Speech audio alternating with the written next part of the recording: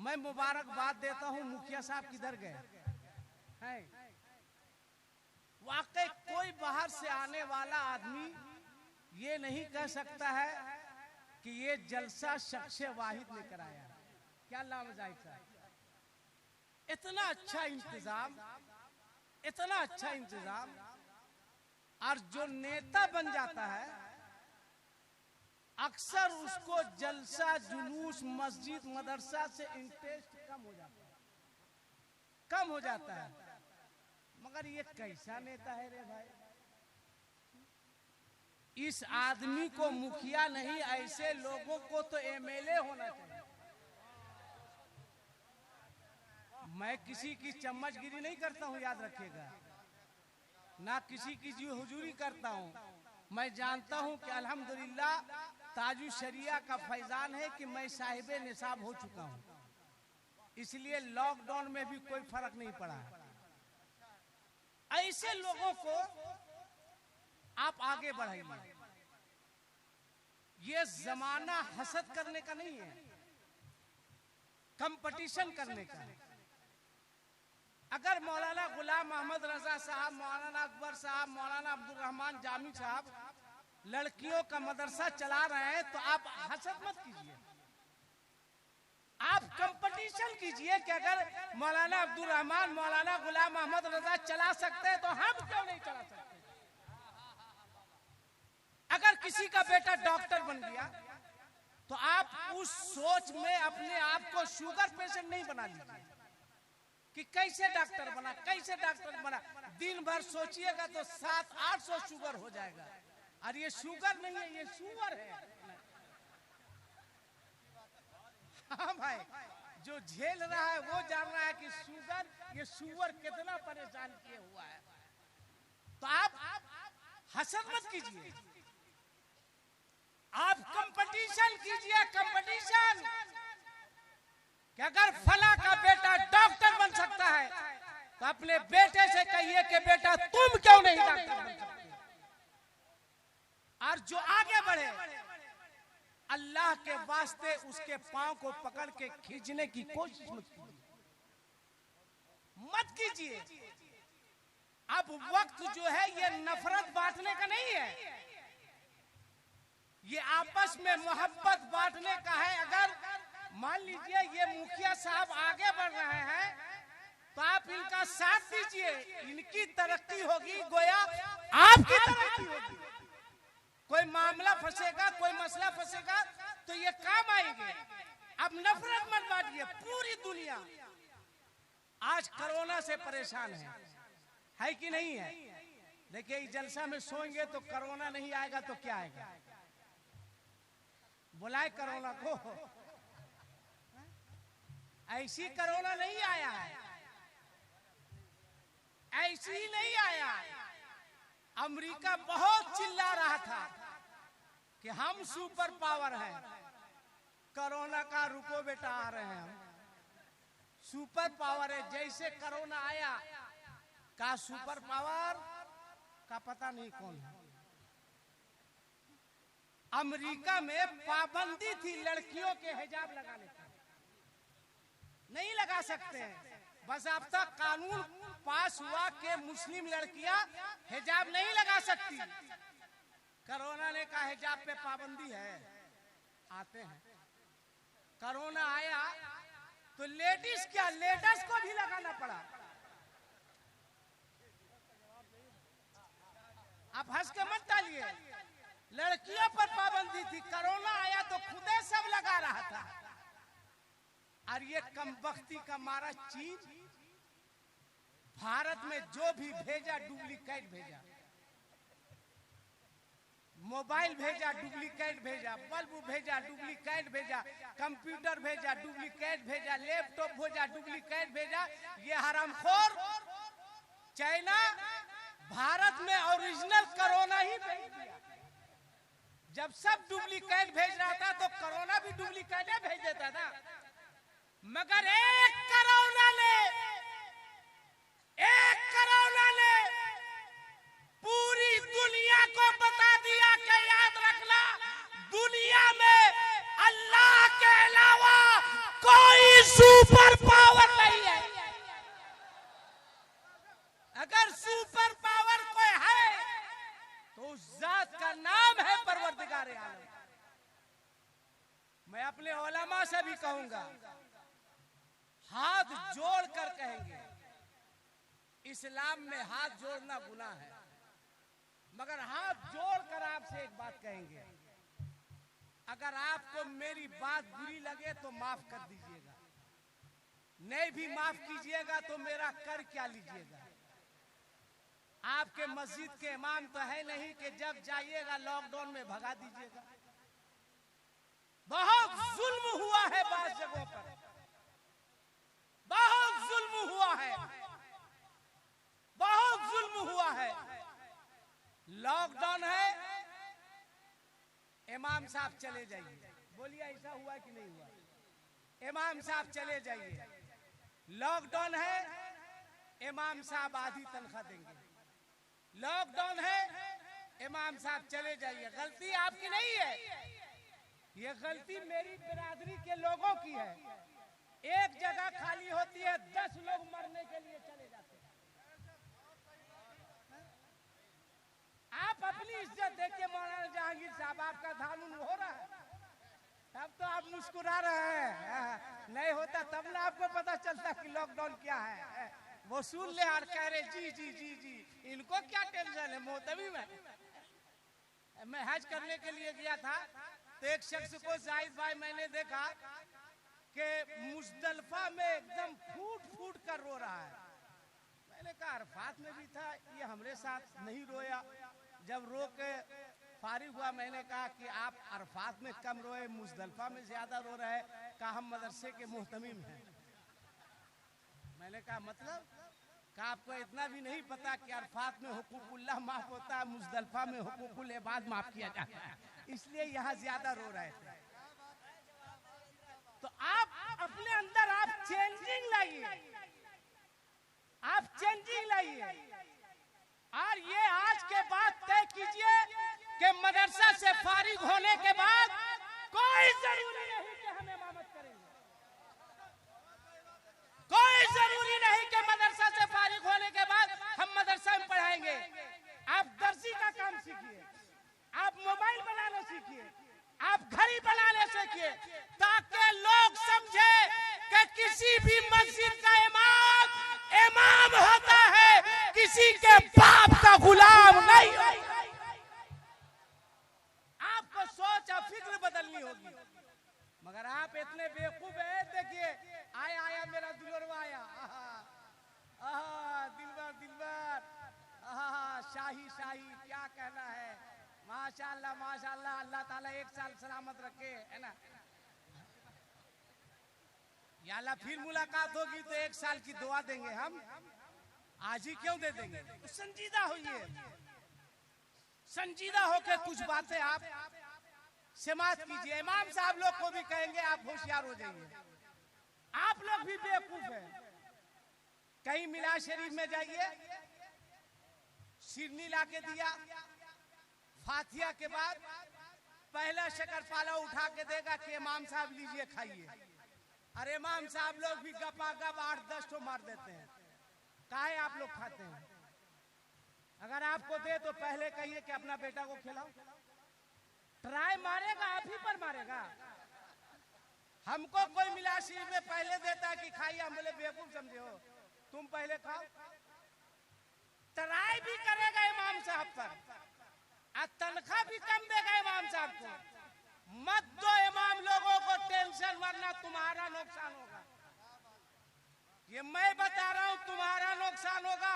मत इनको टेंशन दो। अगर ये टेंशन में है और 200 रुपया की जलेबी लेके आए और कहे इमाम साहब मेरे अब्बा के नाम से फातिहा कीजिए, अगर ये टेंशन में अपने अब्बा के नाम से कर दिया तब तुम देखने गए, पैसा तुम्हारा फायदा इनका। इसलिए मत दो इन लोगों को टेंशन। उलमा की इज्जत करो, वरना जो हाल है 10-20 साल के बाद मस्जिद में इमाम खोजोगे तो तुमको इमाम नहीं मिलेगा। इस कदर जुल्म ज्यादती हो रही है। और मैं अपने भी कहूंगा कि आप लोग भी इमामत करने के लिए गए, इमामत कीजिए, हड़िया झाका झाकी मत कीजिए। जो बात है भाई साफ सुथरी, कुछ कसूर आप लोगों का भी है। आप इमामत करने गए कि सुबह कल गए तब की बनैली भोजी, आपको भोजी बोलने के लिए रखा गया है। कैसे वो आपकी भाभी हो गई? हर इमाम का हर मुक्तदी की बीवी भाभी हो जाएगी? हमको अपने अंदर भी इस्लाह करनी है। इमाम को भी बावकार अंदाज के साथ रहना चाहिए, बावकार अंदाज से। और आप कोशिश कीजिए ये सब छोड़ दीजिए कि 10-10 आदमी जाइएगा इंटरव्यू देने के लिए। एक मौलाना साहब एक जगह इंटरव्यू लेने गए, सेक्रेटरी साहब ने कहा मौलाना साहब एक सवाल, कहा बोलिए, कहा कयामत की कोई निशानी बताइए। इमाम साहब ने कहा कि आप जैसा आदमी मेरा इंटरव्यू ले रहा है यही कयामत की निशानी। आप क्या इंटरव्यू लीजिएगा भाई? इसलिए आपको भी बदलना होगा और आपको भी बदलना होगा। अब आइए मेरा एक लफ्ज याद कीजिए, इंसान अपनी दौलत से आला नहीं होता है, अपने अखलाक से आला होता है। मौलाना आदम साहब है कि नहीं? अच्छा है। आदम है, आदम अलैहिस्सलाम हम लोगों के बाप है। इंसान अपनी दौलत से आला नहीं होता, अपने अखलाक से आला होता है। अब आइए देखिए कि अखलाक कैसा होना चाहिए। और अब का जो वक्त है, अब लड़के नहीं रहिए। बहुत झगड़ा कर चुके जमीन का, बहुत झगड़ा कर चुके खेत का, बहुत झगड़ा कर चुके खलियान का, बहुत झगड़ा कर चुके गोतिया का। अल्लामा जलालुद्दीन रूमी अली रहमान ने मसनवी शरीफ में एक वाकया लिखा है कि 3 शख्स, एक शाह साहब, एक सैयद साहब, एक मौलाना साहब, तीनों टहलते हुए जा रहे थे, एक बाग से गुजर रहे थे। एक फल पर नजर पड़ी, उठाकर तीनों ने उसको बांट के खा लिया। कुछ दूर गए थे कि बाग का मालिक आ गया। सैयद साहब से कहा खैरियत सैयद साहब? कहा जी अल्हम्दुलिल्लाह। कहा मौलाना साहब आप कैसे हैं? कहा मैं भी ठीक हूँ। शाह साहब से कहा तुम? कहा मैं भी ठीक हूँ। कहा तीनों खाए थे मिलके क्या फल? कहा हाँ खा तो लिए थे। कहा पूछे किससे थे? कहा ये तो गड़बड़ा गया, पूछना चाहिए। कितना सियाना था मौलाना जलालुद्दीन रूमी अली रहमान लिखते हैं कि उसने सैयद साहब को कहा आप तो आले रसूल हैं, आप तो औलादे रसूल हैं, हुजूर आप किनारे तशरीफ रखे। सैयद साहब सोचे कि सैयद होने की वजह कर मुझको छोड़ दिया। मौलाना साहब के पास आया, कहा आप तो इमाम हैं, इक़्तदई तो बिहार अली इमाम। हुजूर आप उधर तशरीफ रखे। इमाम साहब सांस लिए लंबी, सैयद साहब लंबी सांस लिए। पकड़ा गया फकीर। कहा तू क्या है, क्या खाया? कहा हम अकेले खाए थे, जो हमको कमजोर समझ के तुम जमा रहे हो। बोला तू क्यों खाया था? कहा हम अकेले नहीं खाए थे, वो दोनों भी खाया था। अरे मौलाना साहब सैयद साहब है। कहा क्या हुजूर?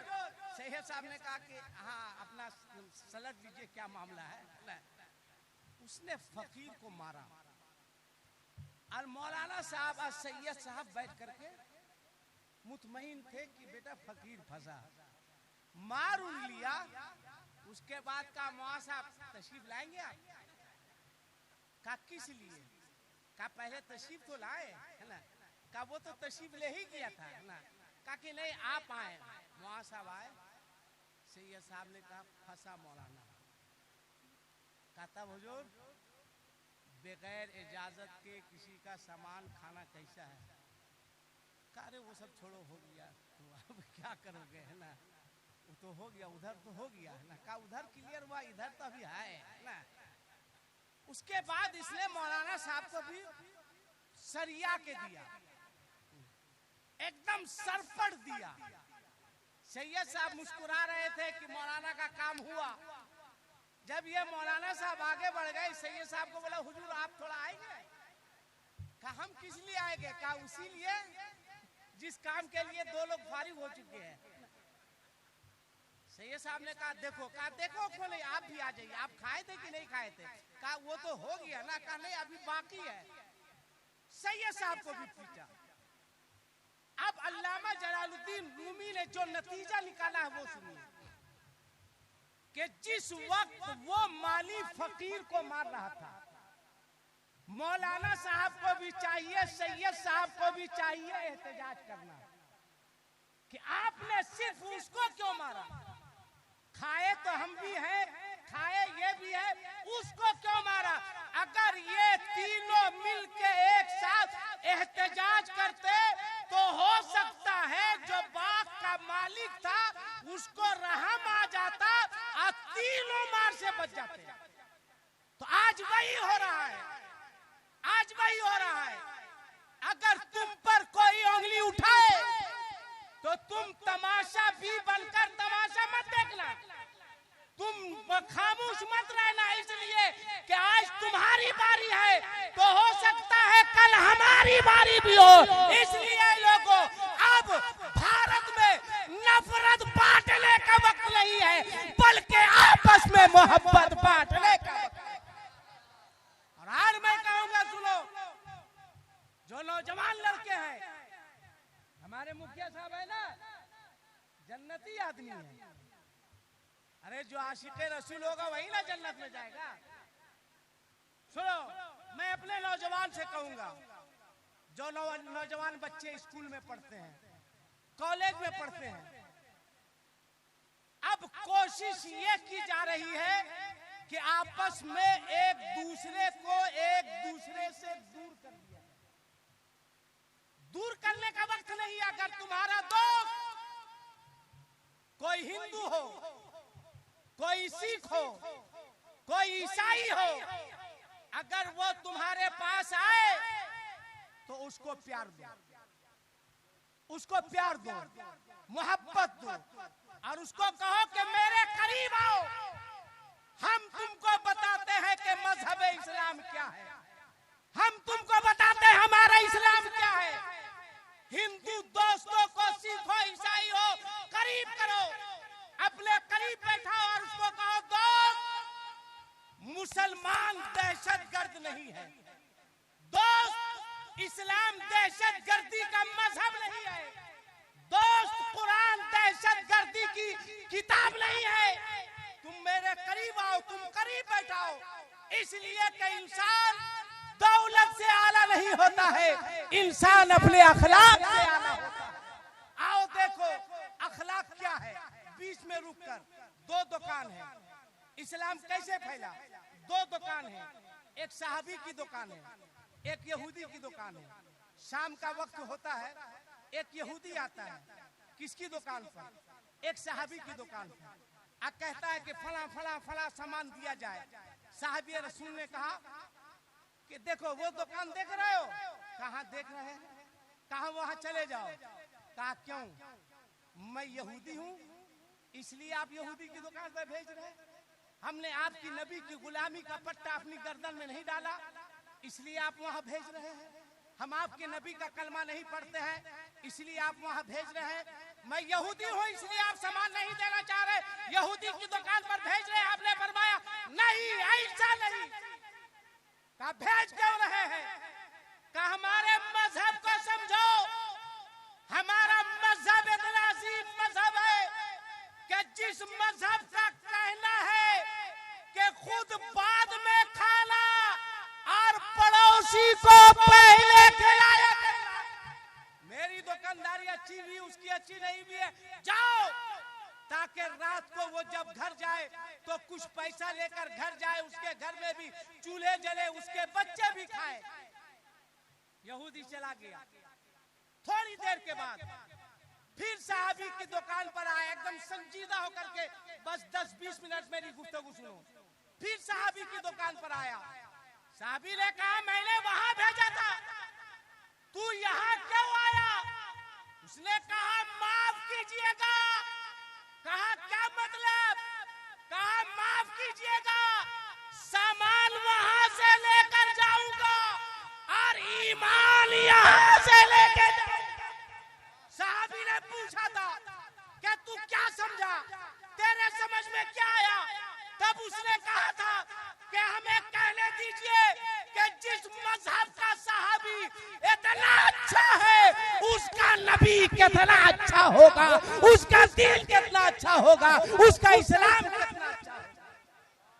तुम अपना अखलाक पेश करो, अपने हिंदू दोस्त को करीब करो, दूर मत करो और उसे कहो कि हमको समझो, हम दहशतगर्द नहीं है। कहेगा तुम कैसे दहशतगर्द नहीं है? एक बात बताइए, आप लोग नमाज पढ़ते हैं? पढ़ते हैं? अरे जुमा पढ़ते हैं? पढ़ते हैं ना? उसके बाद ईद बकरीद पढ़ते हैं। कोरोना ऐसी ही नहीं आया है, ऐसी ही नहीं आया है। जब मौसिन बुलाता था आओ नमाज के लिए तो तुम क्रिकेट खेलते थे, आओ नमाज के लिए फुटबॉल खेलते थे, आओ नमाज के लिए तो टीवी देखते थे। बोल अल्लाह कितना नाराज है, कितना नाराज है, इतना नाराज है कि तुम पर मस्जिद के दरवाजे बंद कर दिए गए। नमाज़े तरावी में कुरान की तिलावत सुनने के लिए कान तरस गए, छुप करके जुमा की नमाज पढ़ रहे थे।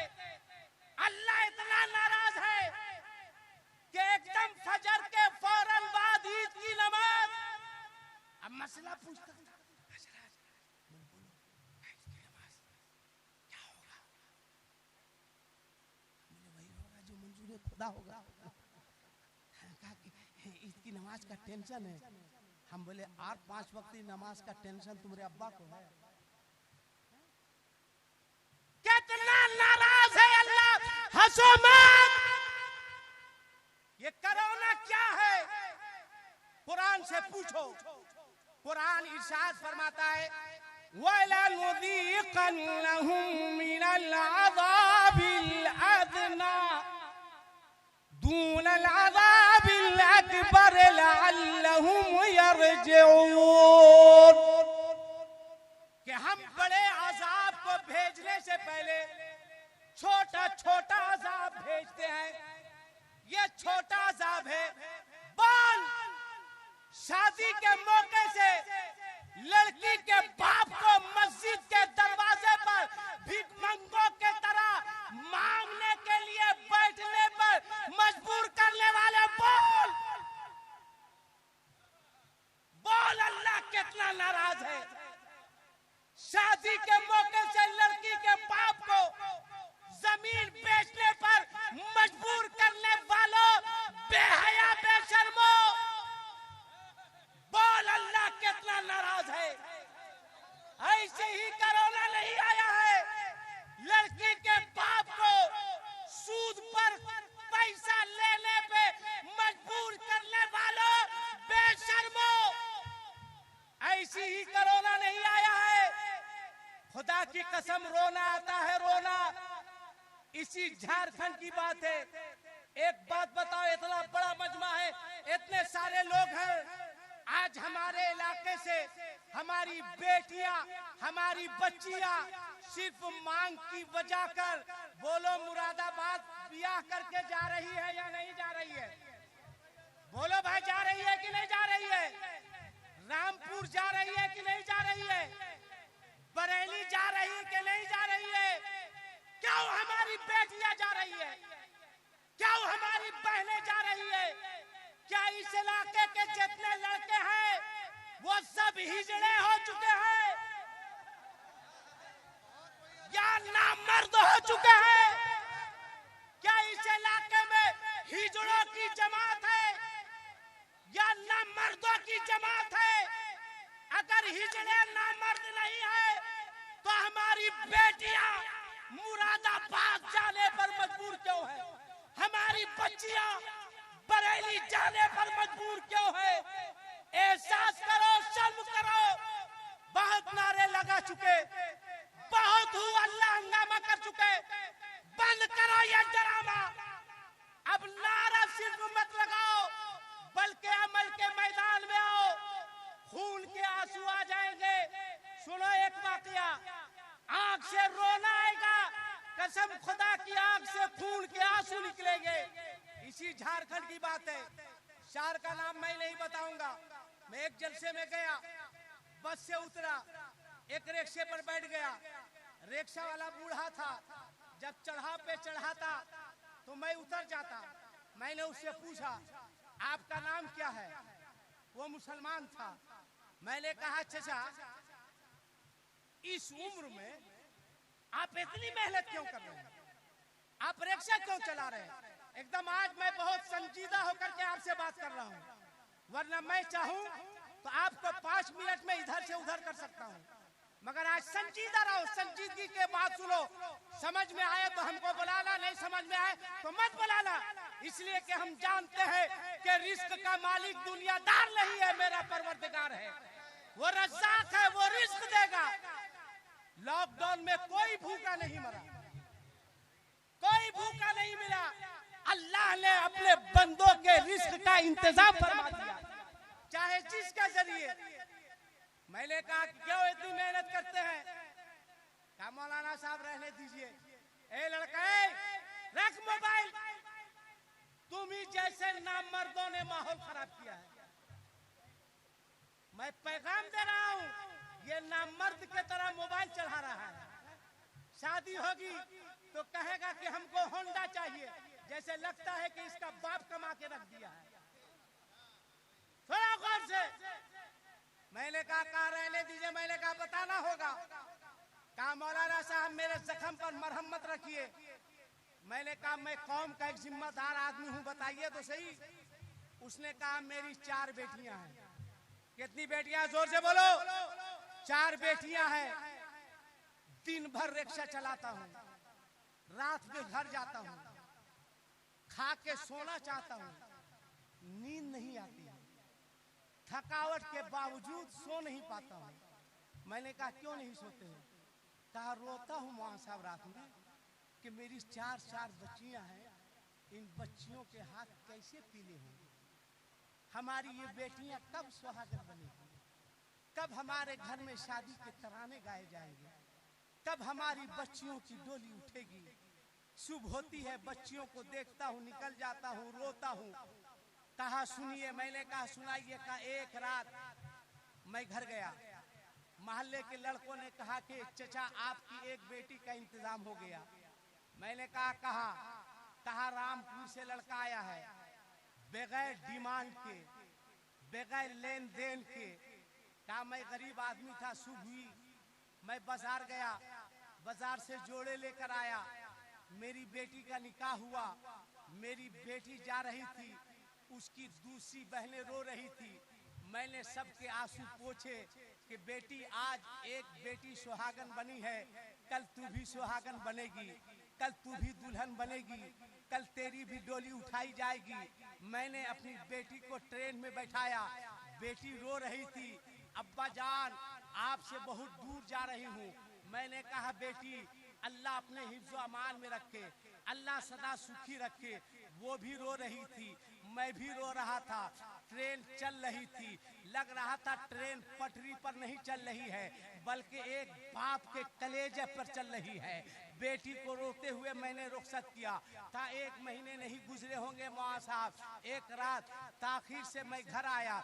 मैंने दरवाजे पर दस्तक दी, एक बच्ची निकली और मेरे कदम पे गिर के रोने लगी कि अब्बा जान अब मुझे दुनिया में कोई रहने का हक नहीं है। ए मेरे अब्बा जान, नबी की आमद से पहले जिस तरह लोग बच्चियों को जिंदा दरगोर कर देते थे, अब्बा जान ये मेरे हाथ में चाकू है, मेरे जिस्म के टुकड़े टुकड़े कर दो।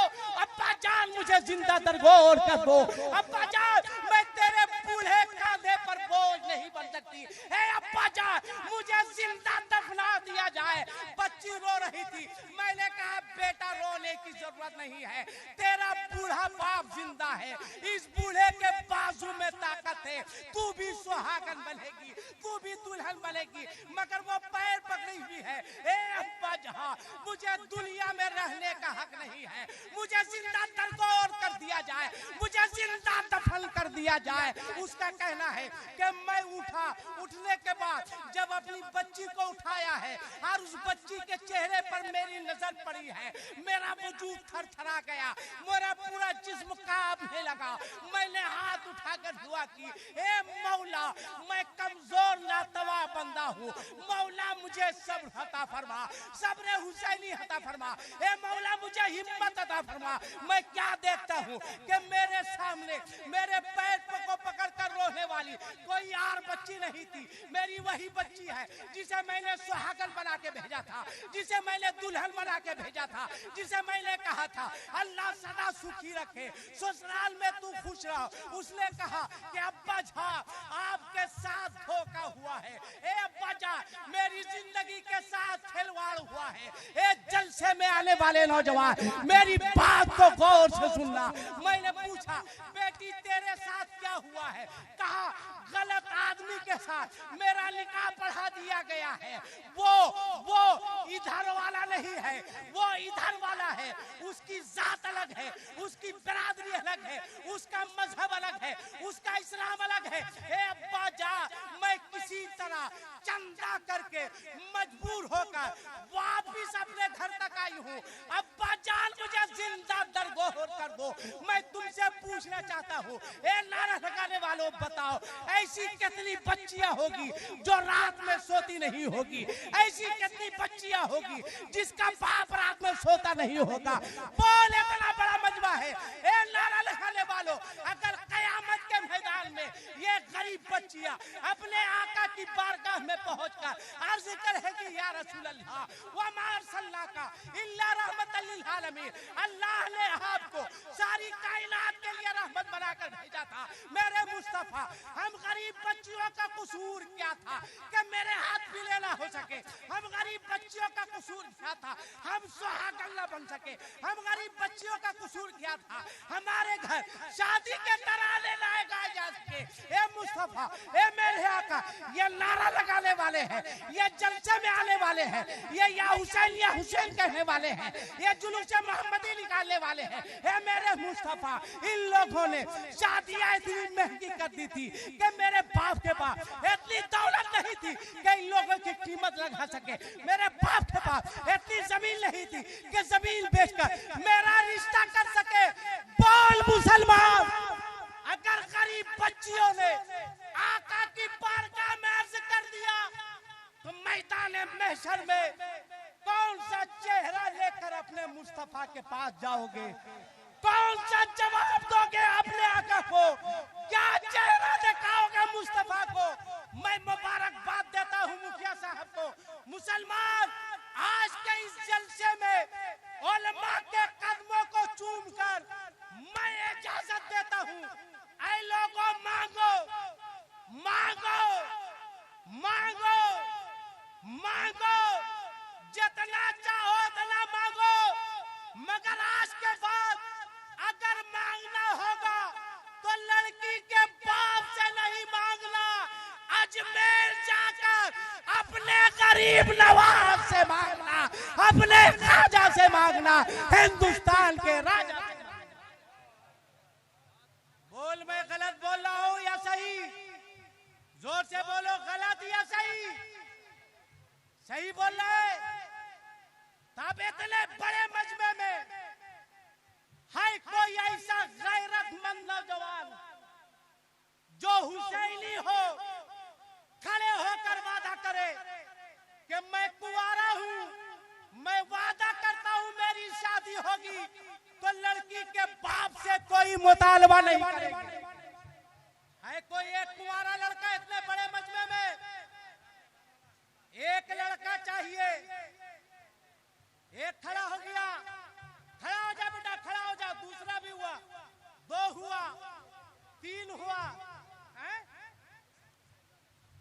वहां मंसूर साहब का अपना बेटा है? अच्छा अच्छा, क्या कहना है? वाह, वहां मंजूर साहब का बेटा 1 2 3 4 5 6 7 8 9 10 11 12 13 14 लड़का खड़ा हो गया, 15 16। तुम लोग की शादी हो गई हो तो बैठ जाओ, इसमें जो शादीशुदा है वो बैठ जाए। अख्तर, तुम्हारी शादी नहीं हुई है तो क्या बेवकूफ की तरह देख रहा है?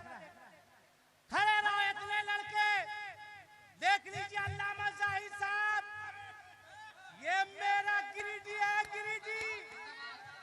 46 इंची नहीं, आज गिरिडीह वालों तुमने मेरा सीना 52 इंची का कर दिया है और बता दिया है, खड़े रहो और बता दिया है कि गिरिडीह के मुसलमान दुनियादार के गुलाम नहीं है, ये तो अहमद मुख्तार के गुलाम। नारा लगाइए मौलाना अब्दुल रहमान साहब, सेहत का इस्तेमाल कीजिए।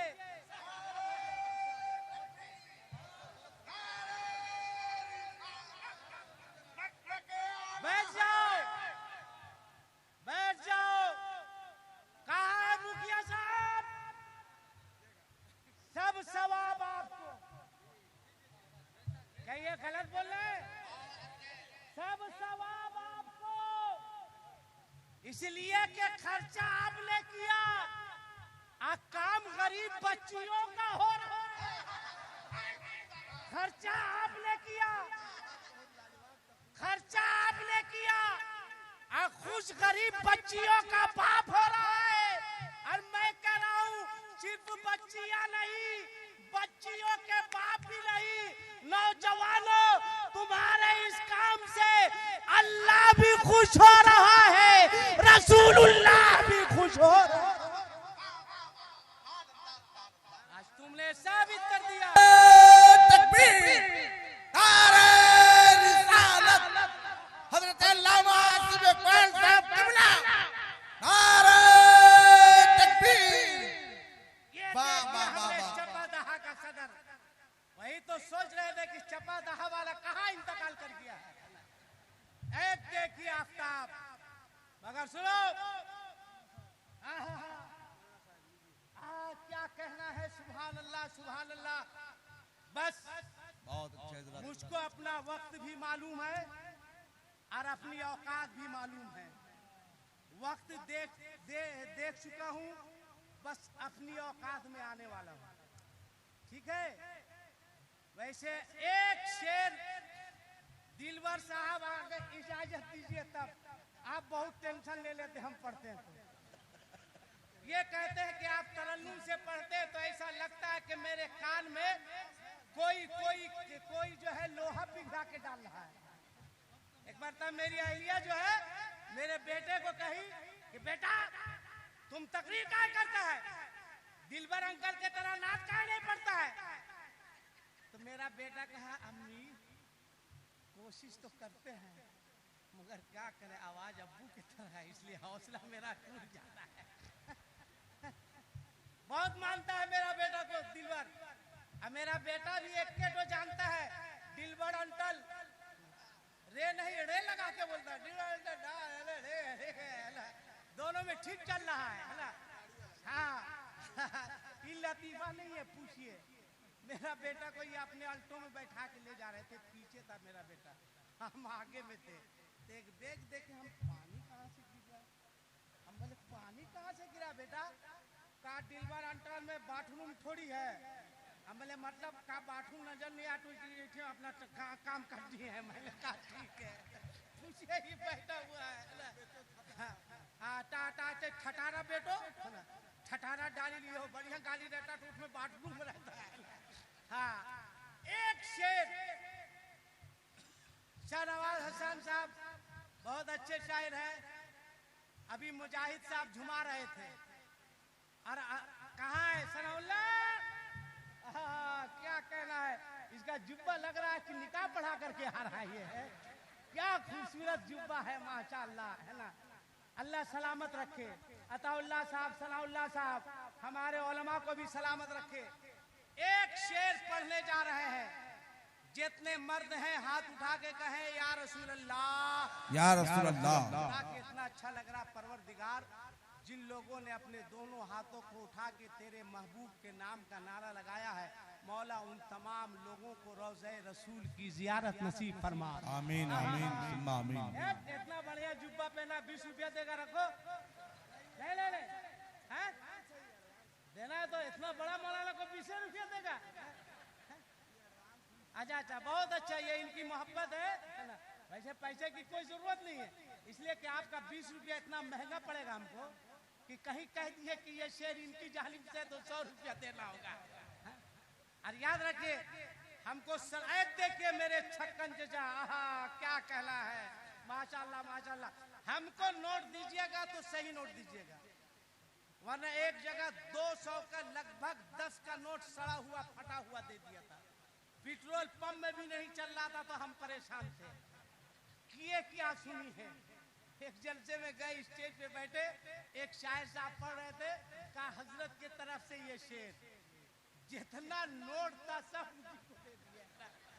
कहा हजरत जो है आज बहुत खुश है। बोले बेटा सुबह पता चलेगा कि हम खुश हैं या अपनी परेशानी कम किए हैं, इसलिए हमको दीजिएगा, कोई ना कोई शायर के मुकद्दर में जाएगा, इसलिए हमको मत दीजिएगा। एक शेर बस इन बच्चों के लिए, हौसला रखो, हौसला रखो, तुमने रसूलुल्लाह की महफिल में वादा किया, क्या कहने, उलमा को गवाह को बनाकर वादा किया है।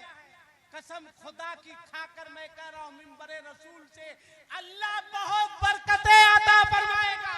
क्या कहने, मगर ये तो लड़का था, ये तो लड़का था, है कोई लड़का का बाप जिसके पास बेटा है, वो बाप कहे कि हम बेटा का बाप है, हम भी नहीं लेंगे। देखिए एक अरे हो गया, अरे वाह वाह, अरे तू तो हकीका के लायक नहीं है रे भाई। बताइए, बोले लड़का का बाप, वो हकीका के लायक नहीं है, खड़ा हो गया। अरे आपका बेटा है, अरे क्या कहना, बेटा भी कहा नहीं लेंगे, बाप ने भी कहा नहीं लेंगे, पीछे भी बाप, इधर भी बाप, उधर भी बाप, तुम सला इधर भी बाप। अरे दो बेटा, अच्छा मौलाना अहमद रजा साहब, मंजूर साहब देखिए इधर भी आए, इधर भी आए, और बाकी मौलाना लोग पास खाली बेटी है, आपके पास भी है। अच्छा इमाम साहब होके इतना पीछे कीजिएगा, आपको तो पहले उठाना चाहिए, पगड़ी से लग रहा है फतह के इमाम साहब है। क्या कहना है, माशाल्लाह।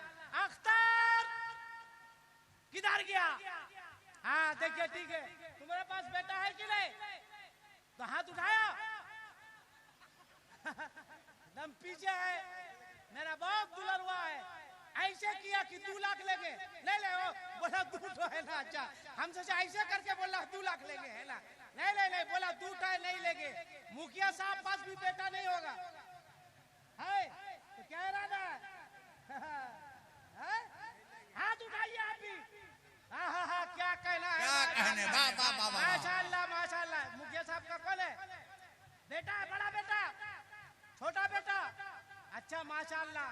याद रखना, बापे पूत परापत घोड़ा, कुछ नहीं तो थोड़ा थोड़ा। जब तुम्हारा बाप इतना अच्छा है तो तुमको उससे और अच्छा, क्या कहने, आके तुम चलो तो लगे कि मुखिया साहब का बेटा है।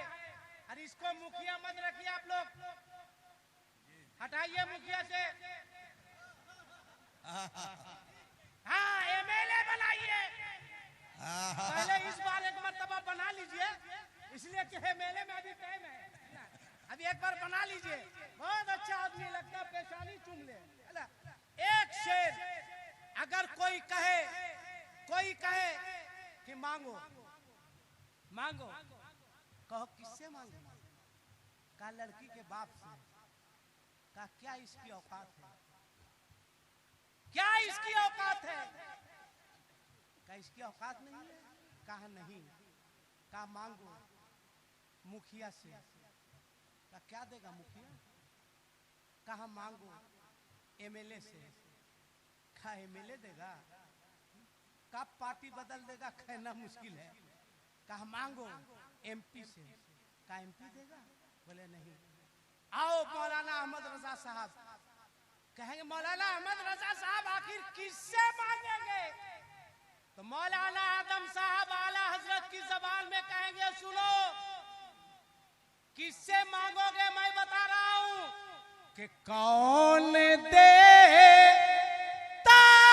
है देने को मुंह चाहिए कि देने वाला है सच्चा हमारा नबी। किसी का हाथ नीचे नहीं रहे। जिसका एक हाथ होगा, एक हाथ उठा के कहेगा हमारा नबी, जिसके पास दो होगा दो हाथ उठा के कहेगा हमारा नबी, और जिसके हाथ में लको मार दिया होगा उसके साथ परेशानी है। सबको कहना है हमारा नबी, इसलिए कि मेरा अकीदा है कि मेरे नबी जिंदा है, मेरे नबी जिंदा है। देख भी रहे हैं, अभी अजमेर शरीफ गए थे, 1 महीने के बाद ख्वाजा साहब को उर्सा आने वाला है, फातिहा पढ़ के निकल रहे थे। एक साहब ने कहा मौलाना इधर आए थे, बोले मौलाना साहब तुम्हारा बाप बोलेगा? का मतलब? मैंने कहा डॉक्टर को डॉक्टर साहब, मास्टर को मास्टर साहब, हम ही लोग बेवकूफ समझ में आ रहे हैं। निकाह हम लोग पढ़ाएंगे, आज साहब दूसरे के साथ लगेगा। जनाजा हम लोग पढ़ाएंगे, साहब दूसरे के साथ लगेगा। पैदा होगा तो अजान हम लोग देंगे, साहब दूसरे के साथ। अक्सर देखिएगा, जाओ डॉक्टर के पास, कहो डॉक्टर, वो एक्सपायर डेट की दवा चला देगा। आओ मुखिया साहब के पास, कहो मुखिया, चापानल फेल हो जाएगा।